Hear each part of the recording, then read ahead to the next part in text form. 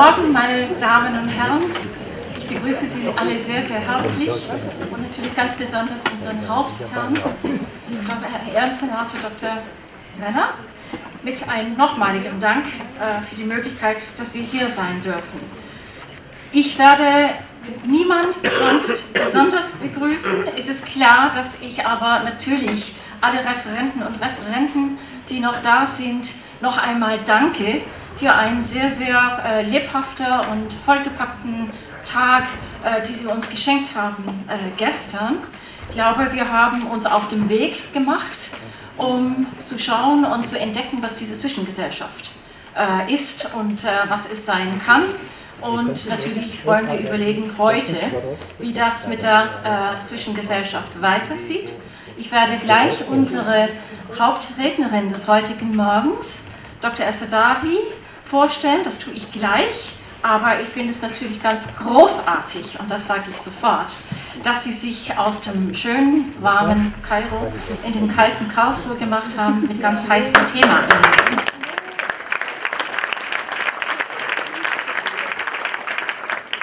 Wir wollen heute uns mehr im Hinblick auf die Zwischengesellschaft das Thema Religion anschauen, Glaube, Kultur und Politik. Und natürlich, wenn wir also unsere Weltgesellschaft, was nicht wirklich eine Weltgesellschaft ist, anschauen, haben wir sehr, sehr unterschiedliche Konstellationen. Und deswegen war es mir sehr wichtig, dass wir also dieses Thema auch heute haben. Wir haben es am Freitag ganz kurz angesprochen, die Situation in einer katholischen Kirche mit einem Papst, der zurücktritt und einen überrascht. Und wir überlegen, ist das richtig, ist es nicht richtig? Aber vor allem in der westlichen Welt haben wir es mit einer sehr, sehr stark zunehmenden, säkularisierten Gesellschaft zu tun. Also das ist auch was ich immer merke, wenn ich mit internationalen Studierenden auch arbeite, dass teilweise, wenn wir über einen Kulturschock sprechen, dann ist es genau dieser Punkt. Also dass sie sich gar nicht vorstellen können, dass sehr viele junge Menschen, aber nicht nur junge Menschen, eigentlich mit Religion oder eine praktizierende Religion institutionell verbunden mit einer Kirche immer weniger zu tun haben. Wir haben in anderen Teilen der Welt vielleicht genau das Gegenteil. Also dass wir sehen, dass also Religiosität in welcher Form auch immer eher am Wachsen ist. Und selbstverständlich, dass wir nicht nur in die islamische Welt, wo wir schauen, also dass wir die Fragestellungen, und ich bin überhaupt nicht die Expertin dazu, wir gehen gleich über an die Expertin, dass wir uns fragen müssen, wie ist denn das mit Religion als Religion? Was hat es zu tun mit Macht, mit also die Besetzung von Räumen, mit Einflussnahme auf und durch Politik? Und was hat das natürlich auch mit Geschichte und mit Kultur zu tun? Also großes Thema und deswegen höre ich damit gleich auf. Aber ich glaube, das sind die Fragen und natürlich gestern haben wir angefangen. Wir haben auch zum Schluss auch den Film Salafi gesehen, also wo wir ein bisschen reinforschen konnten. Also die Mindsets, also wie die Leute denken, reden. Und ich glaube, es ist ganz wichtig, dass wir das als ein Teil von unserem heutigen Conversation machen, aber nur als ein Teil. Wir wollen nicht nur über Ägypten und von den Maghreb-Staaten reden, sondern wirklich das in einem größeren Kontext, um zu versuchen, nochmal zum Schluss von unserem Symposium wieder zurückzukommen auf diese Zwischengesellschaft. Was ist die Zwischengesellschaft? So, jetzt gehe ich ganz schnell weiter und tue jetzt unsere Hauptrednerin auch vorstellen. Und sie hat mir gerade gesagt, wir wissen, wir haben alle viele Identitäten und Rollen und so weiter. Aber Dr. H.C. Mult, ich sage das extra, weil bei Frauen das nicht so oft vorkommt, Nara El-Saadawi ist in ihrer wichtigsten Rolle, wie sie sich selbst versteht und ihre Identität. Sie ist also wirklich eine weltbekannte Autorin. Sie hat also viele andere Dinge, die sie macht. Sie hat studiert an der Ain-Shams-Universität in Kairo. Sie ist aber auch Psychiaterin und hat mehr, in ihrer Arbeit als Autorin hat sie auch mehr als 40 Bücher veröffentlicht. Ich werde nicht auf alles eingehen, das können Sie nachlesen, aber mir war es wichtig auch zu sagen, dass natürlich, was viele wissen, dass sie auch, also durchaus auch als Aktivisten gewesene und jetzt wieder oder immer noch, sie schüttelt mit dem Kopf, das wird sie selber uns besser erzählen, aber auf jeden Fall sagen wir so, sie ist in vielen, vielen Bereichen eine sehr aktive Frau und das ist, glaube ich, uns das Allerwichtigste, was wir herausstellen sollen. Ich freue mich sehr noch einmal, dass Sie da sind. Und dann möchte ich, ja, ich glaube,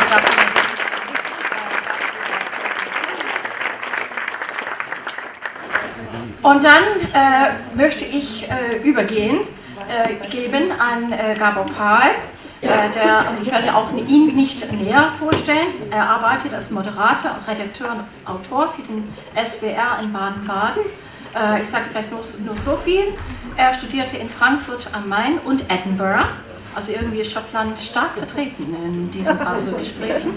Geografie und Geowissenschaften. Und ich freue mich sehr, dass jetzt zum Schluss wie immer, dass wir die Moderation in den Händen von einem Profi übergeben. Und er wird natürlich wie immer dann auch unsere Gäste nachher einführen.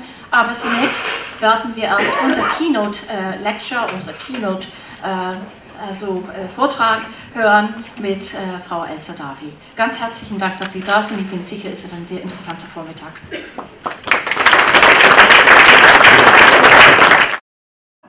So, I am happy to be here in Germany, coming from Egypt, and to discuss women's revolution, politics.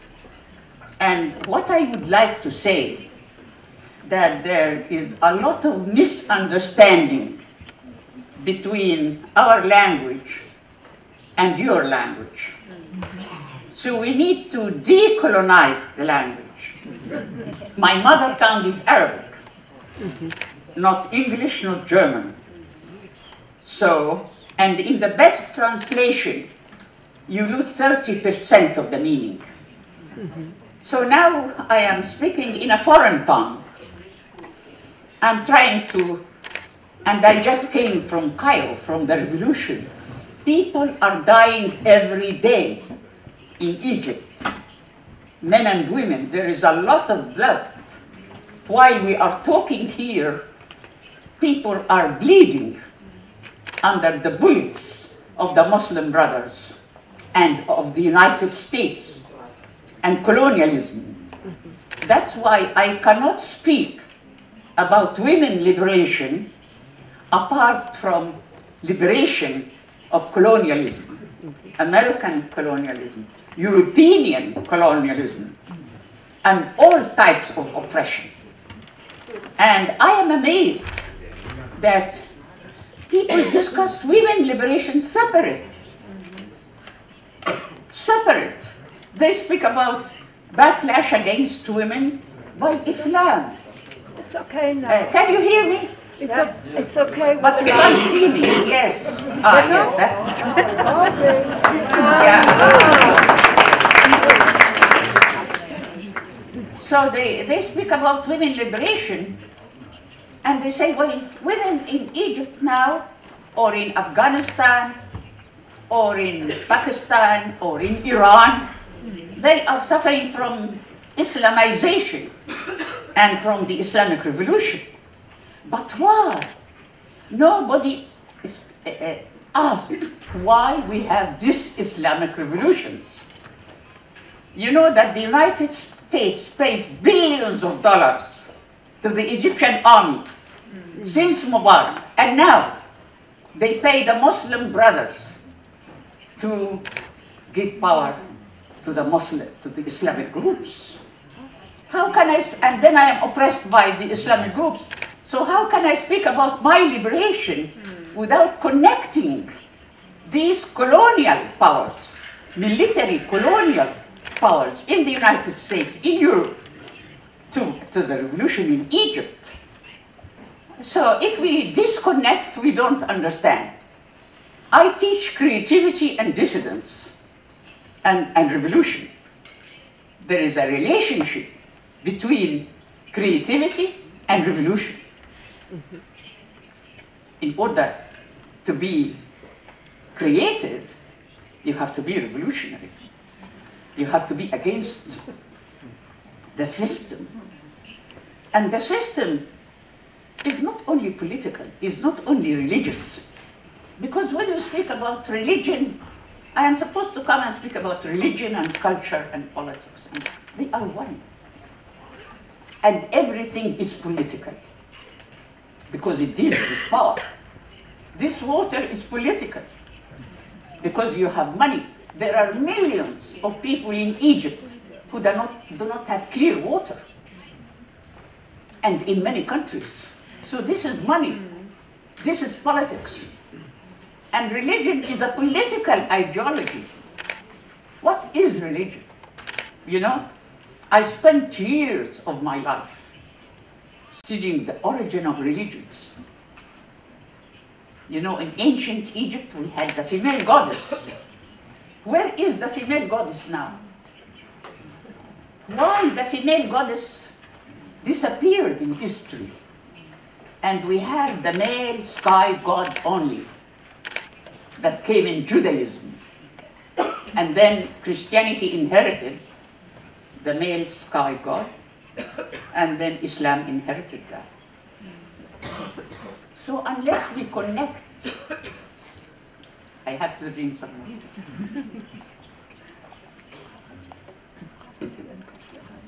Unless we connect religion to history, to politics, to economics, to medicine, to culture, we cannot understand. And unless we connect the external power, colonial power, with the local power, the global and the local, and that's why we have only one word now, glocal. Means global and local. They are inseparable. So my topic is very broad, but I want to discuss with you some of the very important points that we don't. I came here all this trip, and I'm above 80 years. I am the oldest one in this room, maybe. All this very tiring trip. Why? Not to read a paper, but to discuss with you, my mind with your mind. What is the problem with our world? We live in a jungle. We live in a jungle. Thousands of men and women were killed in Egypt since the revolution 2 years ago, under Mubarak and under Morsi. And Morsi is the same as Mubarak. And young people, my grandchildren, my children, are killed in Egypt. Why? It is not just Islam. It is how Islam is used by the colonial powers to divide us and to colonize us more and more. That's the point. Unless we really decolonize the world, because in Europe many people think that, you know, the problem of women in the so-called Middle East is Islam, which is not true at all. My father graduated from Al-Azhar. He was an Islamic scholar. He never veiled me. I went to the medical college, men and women, and I did whatever I like. So it depends how you look to the religion. I met many Christian people who are much more conservative than me. I met many Jewish men and women more conservative than me. So it depends how you look to religion, how you look to politics, how you look to the world, how to look to medicine. I am supposed to be a medical doctor, to be in my clinic, not to be here speaking of politics and religion. But you cannot be a good doctor without understanding economics, to know why people become sick. People become sick because they are poor. Very simple. You cannot be a good musician without understanding economics. So that's why I'm here. I am here to say that we need to fight together. We live in one world, not 3 or 4. When you say, I came from the 3rd world, this is an insult. to me, because I'm not third world. When you say I came from the Middle East, it's an insult to me, because I say middle to who? We were named Middle East by the British colonizers. When I go to London now, I say I'm going to the Middle West. So people laugh, because it's ridiculous when you are named by your colonizers. So we need too many things. We need to use our mind. We need to use our creative mind when we speak about religion or culture or politics. I will take, because I'm allowed only 30 minutes. I said I can speak more, but I said I must give time to questions to people. I never give a keynote without questions. So you have to question me. I want to concentrate on this word religion, because everybody is speaking now in a religious language. Fundamentalism, religious fundamentalism, is a global problem. When I lived in the States, I was teaching in the US. They have Christian fundamentalist movement in the United States. And Obama cannot win the election without the votes of the Jewish and Christian groups that are very backward in the United States. So it's a global phenomenon. I am very much against the religious state, whether Islamic in Saudi Arabia or Egypt or anything, or Jewish in Israel, or Christian in the United States or in Europe. We should get rid of religion in politics. Religion is a very private matter, and even it is not private, because we teach our children our religion. I became a Muslim because my father was a Muslim. If my father was a Christian, I would be a Christian. And then we kill each other because we have different religions. This is ridiculous. Nobody studied. If I ask this room, who studied your religion? Nobody. I studied medicine, not religion. But then I spent 10 years of my life studying religions and comparing Islam to Christianity, to Judaism, to Buddhism, to Hinduism, because I was oppressed by religion, so I had to understand. But nobody studied religion. If you study religion, you discover that religion is a political ideology. Religion has nothing to do with morality. Because here I read that they say, what's the relationship between morality and religion?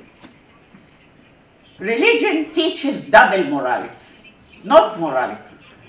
And when you have double morality, there is no morality. You see?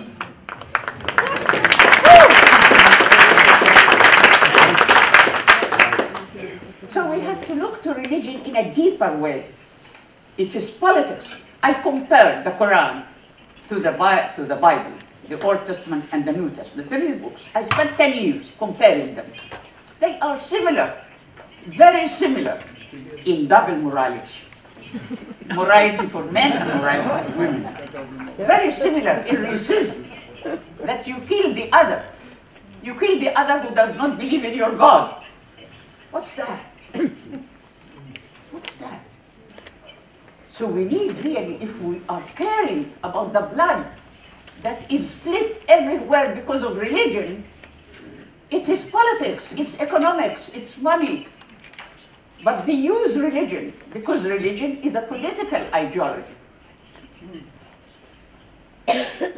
And when we say the future, the world will be better if there is no religion, they will attack us and they say, you are an atheist.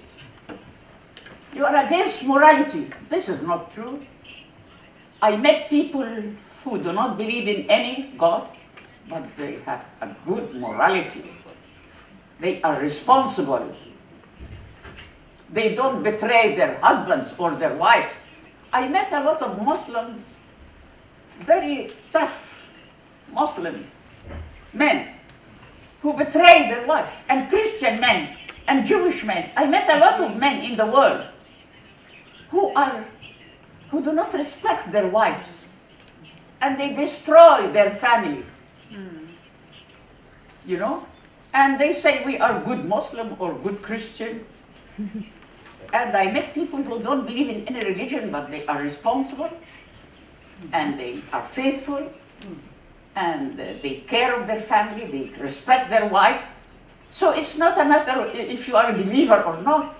It's a matter of your personality, your morality, your value system. It doesn't come from the holy books. It comes from your life, from your experience in life and your personality, and how you were brought up. How you are brought up. I was brought up in a family, I am happy to say, that my father and my mother, they taught me how to be responsible as a person. They didn't tell me, derive your value system from the Quran. No.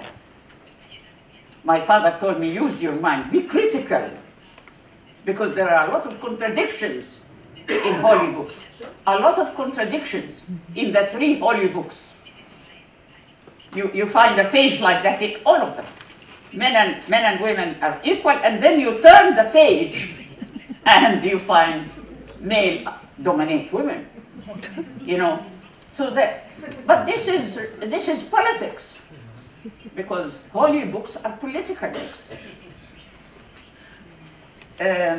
I would like to say something about identity, because this is part of the most postmodern, I call it garbage, you know, identity. Everywhere I go, they tell me, who are you?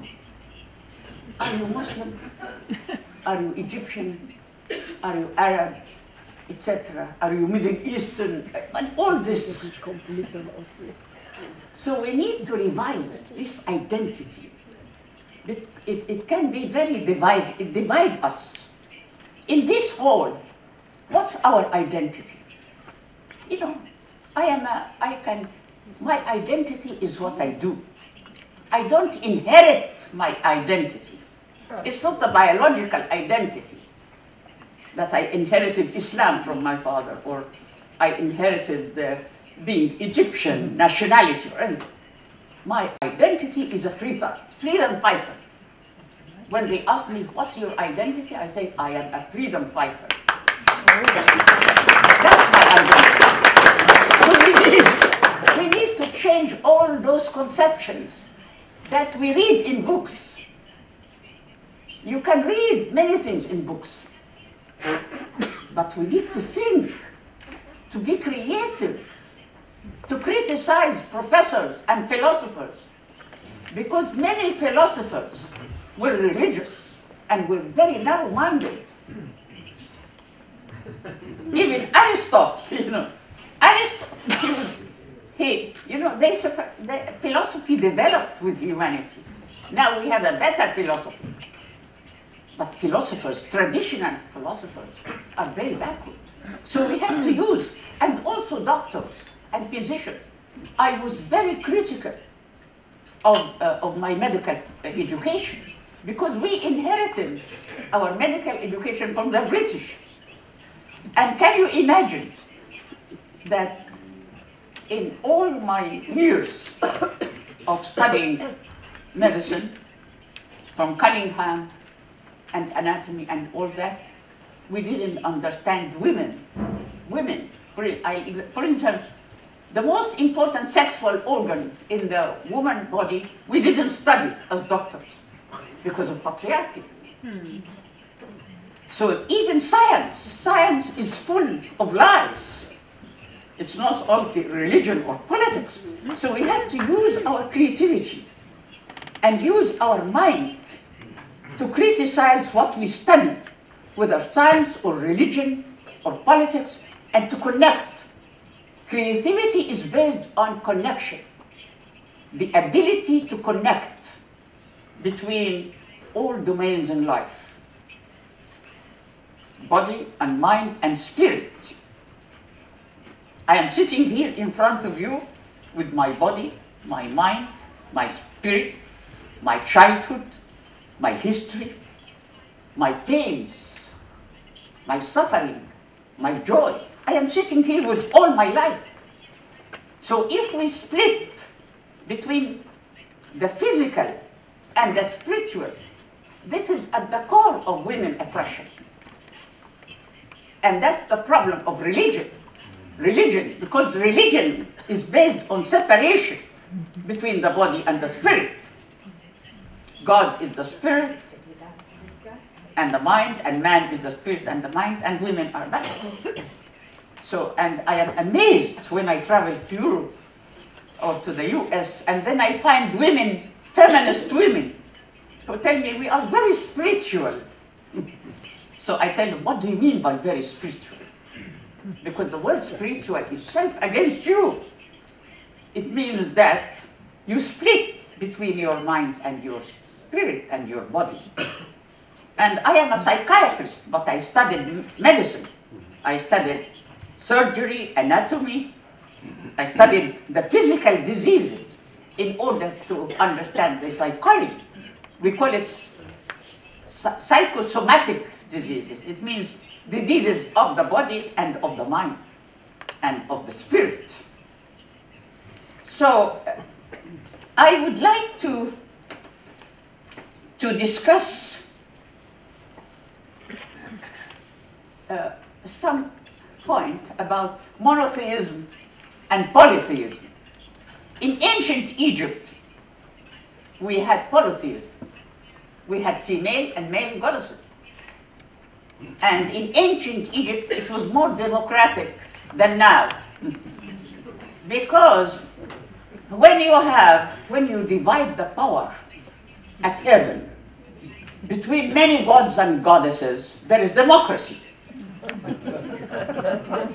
And usually people on earth, they imitate their god. So when the god is a dictator, then the ruler is a dictator. So we have to think creatively about monotheism. You know, was monotheism a step forward or a step backward from polytheism? And the word democracy, what do we mean by democracy? We are killed by democracy. What the word development? You know, the word development now means neo-colonialism. I worked with the United Nations, and many of the projects, the so-called development projects in Africa and in Asia and in Latin America under the UN, the result was negative, more poverty for the poor and more rich for the rich. So that the word development itself needs criticism, revision, the same as democracy. Democracy has no meaning in Egypt now. We are boycotting the elections. Now, I am writing an article, it came today, I write every week in Al Masri Yom, against the elections.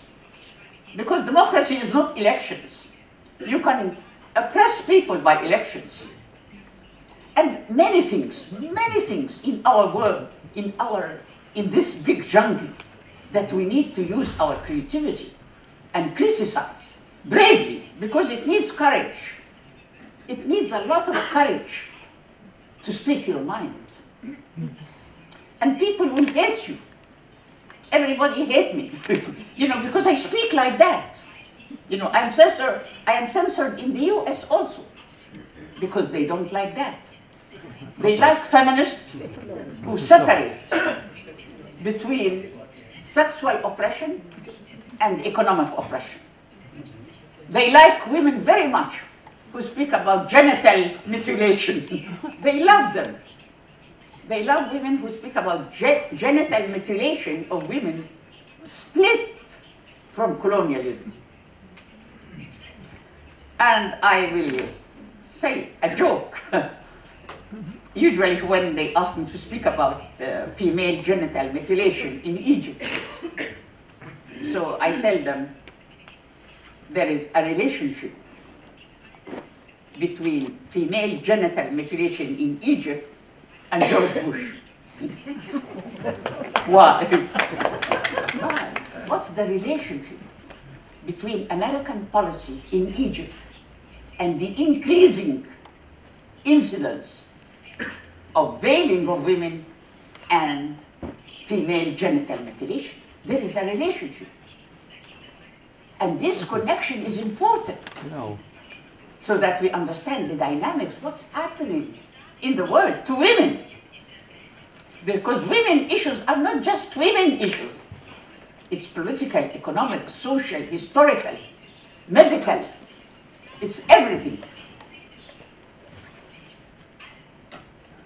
How many minutes I have? Who will? Doesn't matter. 5 minutes. Protest! No, but we will have a lot of discussion. We will have a lot of discussion. Well, maybe somebody will tell me what is the connection between American policy in Egypt and increasing veiling and cutting the clitoris of women. Maybe, I think many of you in the hall know the answer, but I can answer. Would you like me to answer? Yes. Okay. This will go back about how Islam was used in the Afghan war. Its history. The conflict between the Soviet Union and the US, we paid the price for it.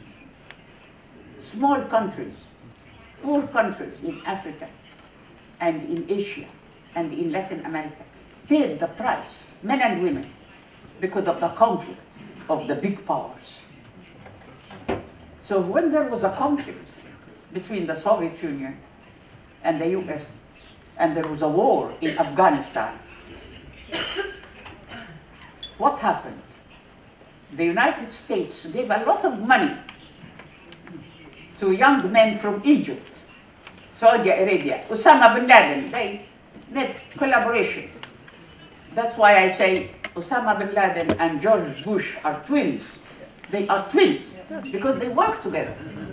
So the United States used the Osama bin Laden men from Saudi Arabia for Islamic men, young men who don't understand and who think that communism and that Islam is against communism, and communism means that you are not religious.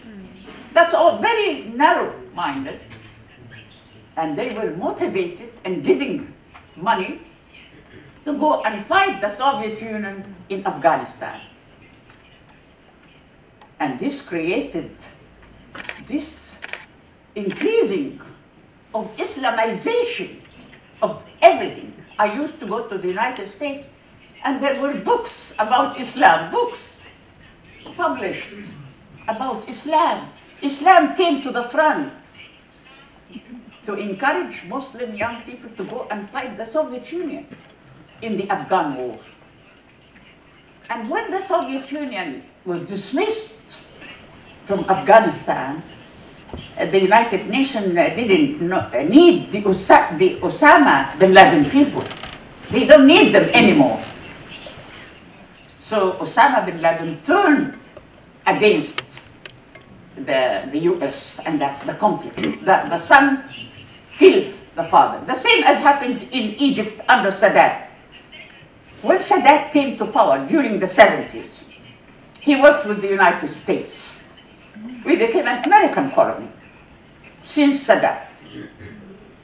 And Sadat opened the door, his policy was called open door policy, opened the door for two things, the doors of Egypt, for the American goods economy and for the Islamization of Egypt. Two things, American goods, Americanization of Egypt economically, and Islamization of Egypt culturally. You see how culture and politics and economy work together against us, against women and the people. And that's why we had increasing veiling of women.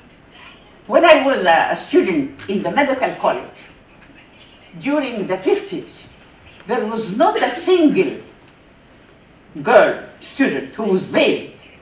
Not a single one. During the 50s, under Sadat, during the 70s, 50% of the medical students were veiled.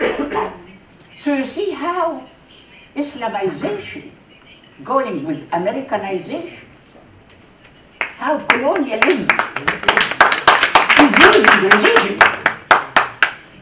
And women suffer. Who suffer most? Women and the poor. The most vulnerable. Women and the poor. So the incidence of veiling of women and female genital mutilation increased because of the American policy, the Sadat policy, and it went on like that till today. The backlash now, why the US is paying billions of dollars to the Muslim brothers who govern Egypt now. Okay, thank you very much. Thank you.